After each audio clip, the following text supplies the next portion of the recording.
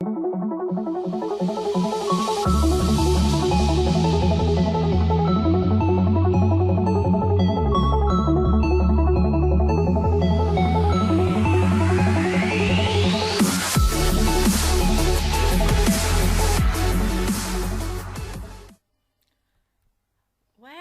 hello everyone. Welcome to Newton High School. And now let's continue with our English lesson today. So, first of all, I want you to look at the following pictures and tell me what they are. So, what are they? The first one, tell me what they are. They are bears. What are they? They are bears. What are they? They are toys. What are they? They are flies. What are they? They are cats. What are they? They are bears. Okay, and these are the things you have seen. So you pay attention to the S ending of the words. So how they are pronounced. Yeah, so they are pronounced sh or z. So which ones are pronounced sh and which ones are pronounced z? So today we will study Unit 1 Home Plus and we will focus on Part E, Language Focus. So in this lesson we will have two parts. The first one is in the pronunciations of the ending S, and the second one, grammar.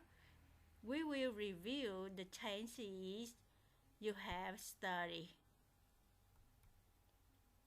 So the first one, I want you to listen and repeat the words.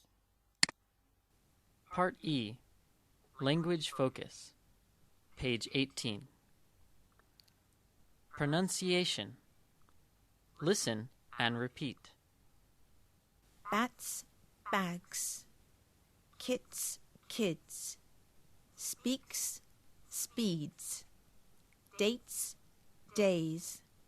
Photographs, halves. Okay, and these are pronounced sh or z. So, when will we pronounce and when will we pronounce z? So, I had the rules for you. Bears, bears. Kiss, keys. Space, space. Days, days. Photographs, house. So, you will watch the video to find out how to pronounce the endings s or es. Hey everyone, I'm Luke, and in this English lesson we're going to study the pronunciation of S endings. So simply, words ending in S. S endings are so common in English. Verbs can end in S, plural nouns can end in S, contractions can also end in S. So it's very important that you know how to pronounce the S at the end of these words. And there are three ways that the S can be pronounced. It can be s, z, and is. So now let's look at some examples and the rules for using the correct pronunciation of S. Let's start with the s ending sound. For example, likes, stops, laughs, sports, and baths. Did you hear the s sound at the end of these words? Yeah, these ones are pretty easy because the spelling and pronunciation match. The letter S is pronounced as s. That's easy. But how do we know when to use the s sound? Is there a rule? Well, firstly, we have to look at the sound that comes right before the s. So let's remove the s sound to find out. We have like, k, stop, p, laugh, f, sport, t, and bath, th. K, p, f, t, and th are all unvoiced consonants. English has voiced and unvoiced consonants. With unvoiced consonants, you don't use your vocal cords. So if you touch your throat and say the sounds, you don't feel any vibration at all. So the rule is you need to use the s sound for words that end in an unvoiced consonant. Likes, stops, laughs, sports, baths.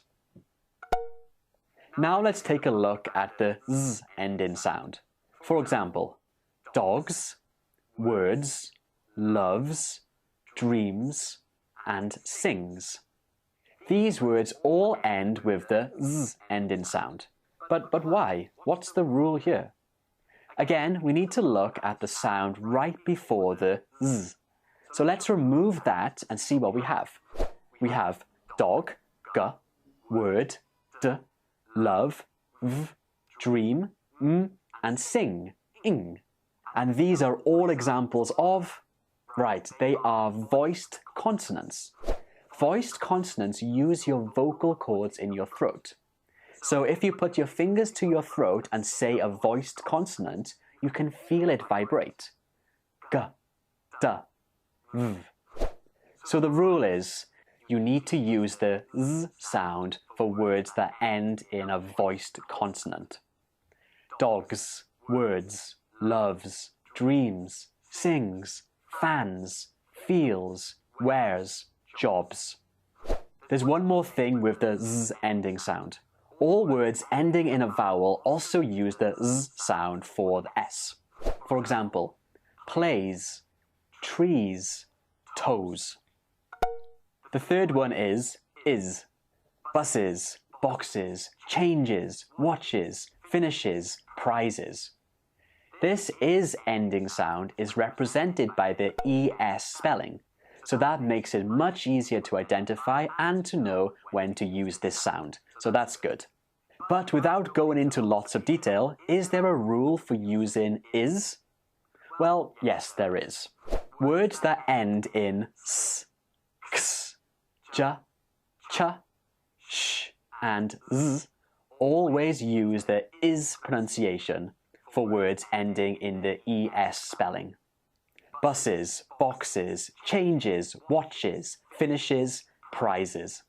So these are the Okay, so you have already what about the rules of the ending s or es? Okay, so how to pronounce sh, z, and is. Okay, and now I want you to practice reading these sentences.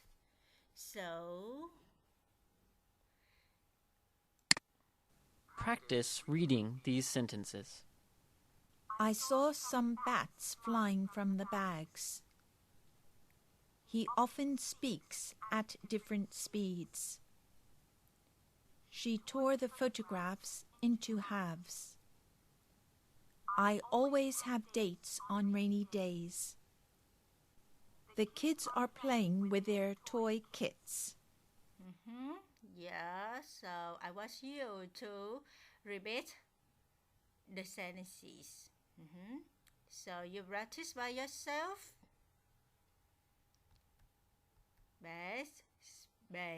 Space, space. Photographs, house. Days, kiss. Yeah, and now we will move on with grammar, and we will review the tenses, past simple, past progressive, and present perfect. Ok, bây giờ chúng ta sẽ sang phần ngữ pháp. Hôm nay chúng ta sẽ ôn tập phần thì mà các em đã học. Đó là thì quá khứ đơn, quá khứ tiếp diễn và hiện tại hoàn thành. So the first one, we will move on with past simple tense. So you can look at the example. Dạ. Bây giờ chúng ta sẽ đến với thì quá khứ đơn. Các em hãy nhìn vào trong cái ví dụ ở trên màn hình. What did she do yesterday? So, yesterday, last night, 2 days ago. Yes. Đó là những dấu hiệu của thì quá khứ đơn. Và các em thấy công thức, ví dụ, what did he do? Người ta sử dụng công thức như thế nào? Và đây là câu gì? Câu hỏi. Dạ. Như vậy các em đã nhớ về thì quá khứ đơn chưa nào? Giờ chúng ta đến vào công thức và dấu hiệu nhận biết của thì quá khứ đơn như thế nào? Các em hãy nhớ lại cho cô xem nào. Dạ. Or past simple. Yeah, you can look at the example. What did he do yesterday? He watched television yesterday. He did his homework last night. He went to the cinema 2 days ago. Yeah. Các em nhìn vào những cái ví dụ này và nhìn vào từng câu này để xem thử công thức của thì quá khứ đơn là gì. Cấu trúc của thì quá khứ đơn là gì nào? Dạ, như vậy chúng ta có cấu trúc của thì quá khứ đơn. Ở thể khẳng định chúng ta có chủ ngữ và động từ. Các em sẽ thêm ed nếu như mà đó là động từ có quy tắc. Nếu như mà nó là động từ bắt quy tắc thì chúng ta sẽ tra ở cột 2 trong bảng động từ bắt quy tắc. Thể phủ định. Ở thể phủ định này thì chúng ta sẽ mượn trợ động từ gì? Did. Và khi nó phủ định thì chúng ta sẽ có gì? Not. Và did not thì chúng ta chuyển thành viết tắt thành didn't và chúng ta đi với động từ nguyên mẫu. Ở phần câu hỏi, chúng ta có phần câu hỏi yes no question, tức là câu hỏi sử dụng yes no để trả lời, thì các em sẽ đưa trợ động từ did lên trước chủ ngữ và tiếp theo đến chủ ngữ và động từ vẫn là động từ nguyên mẫu. Nếu trả lời yes thì chúng ta sẽ đi với yes chủ ngữ đi với did, và no thì chúng ta no chủ ngữ đi với didn't. Ok, đây là những signal words, dấu hiệu nhận biết. Yesterday, okay.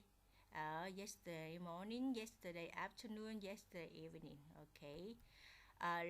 Last night, last week, last month, last year, last decade, last century.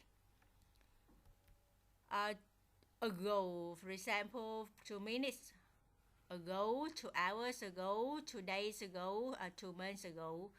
Okay, so là in đi với một năm ở quá khứ, in đi với khoảng thời gian, một cái mốc thời gian ở quá khứ. For example, in 2010, in June 2011.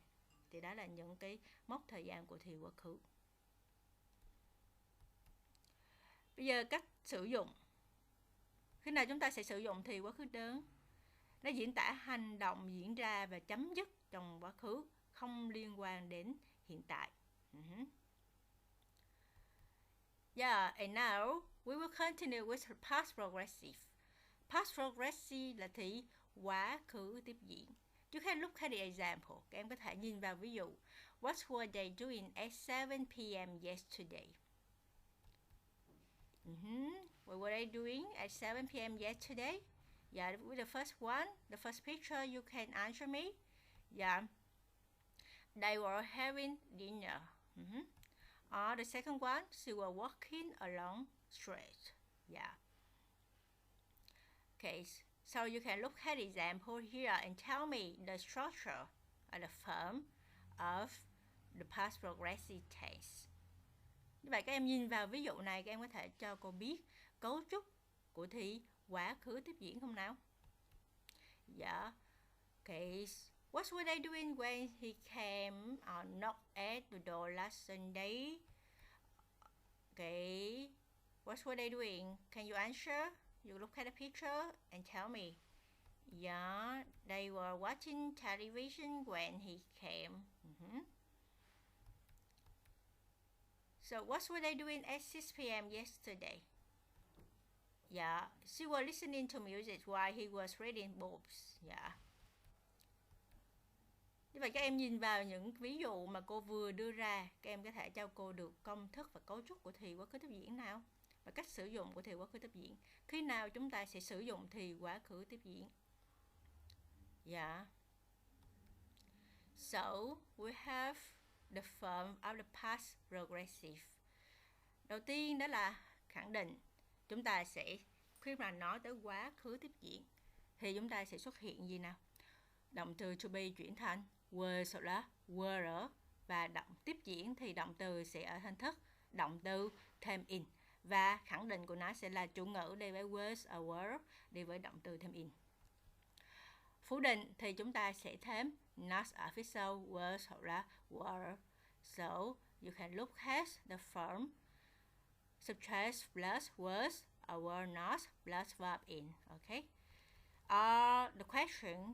Giờ chúng ta có câu hỏi. Câu hỏi thì chúng ta sẽ đưa was, were lên trước chủ ngữ. Okay. Yeah. If you say yes, nếu các em trả lời là yes thì chủ ngữ sẽ là yes, chủ ngữ đi was, were. If you say no, no, chủ ngữ plus was, were not. Okay. So, what are the signals of the past progressive? Dấu hiệu của thì quá khứ tiếp diễn là gì nào? Ok, các em nhìn thấy nè, các em thấy cái thời điểm chính xác, cái thời gian chính xác của quá khứ thì các em sẽ sử dụng thì quá khứ tiếp diễn. For example, at 5 p.m. yesterday, at 5 p.m. last Sunday, at this time, at that time yesterday. Tức là cái thời điểm xác định ở quá khứ. When she came, the phone rang. Tức là cái này là diễn tả hành động gì? Hành động đang xảy ra thì hành động khác bất chợt xen vào. Thì hành động đang xảy ra thì các em sẽ sử dụng thì quá khứ tiếp diễn, và hành động khác bất chợt xen vào em sẽ sử dụng cho cô thì quá khứ đơn.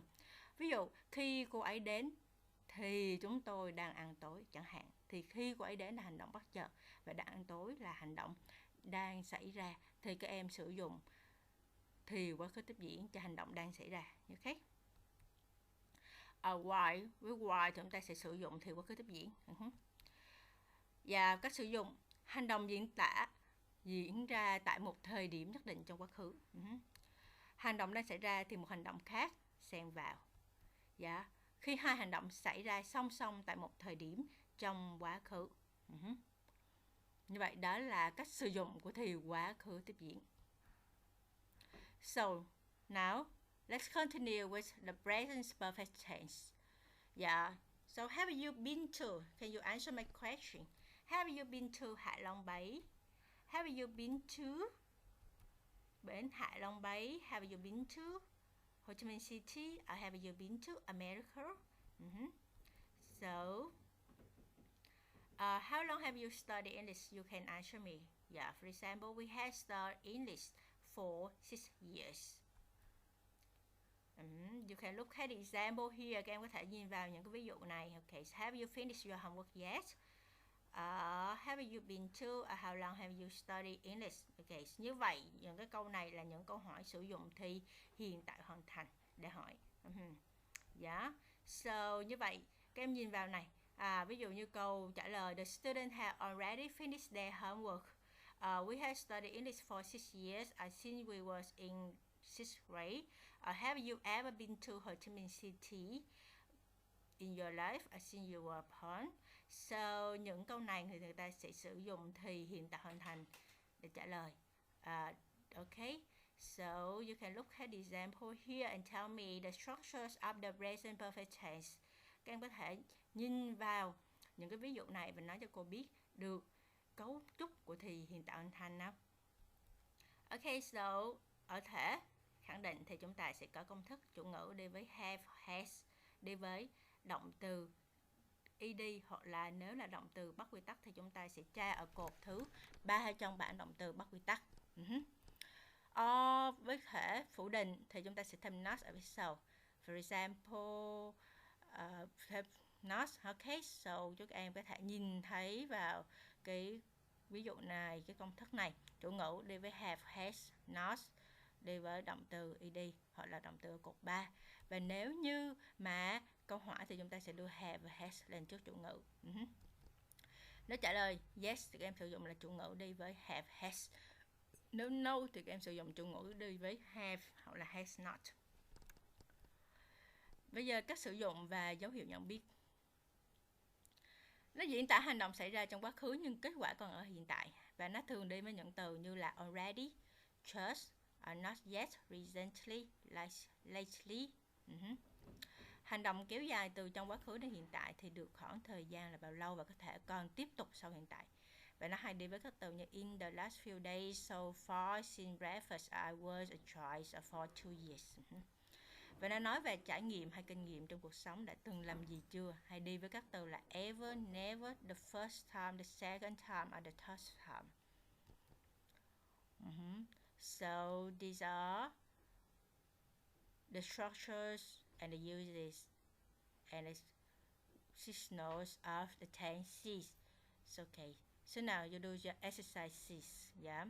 Như vậy, nãy giờ cô đã giới thiệu các em về cấu trúc và cách sử dụng và dấu hiệu chỉ thời gian của các thì hiện tại hoàn thành, quá khứ đơn và quá khứ tiếp diễn. Bây giờ các em sẽ nhìn vào bài tập này để các em làm cho cô nhé. Ok, các em chuẩn bị trước khi chúng ta vào cái bài học online sắp tới. Yeah.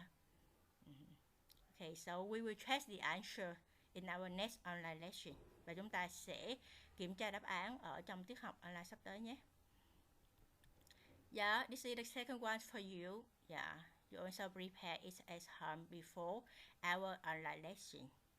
And we will check the answer next time.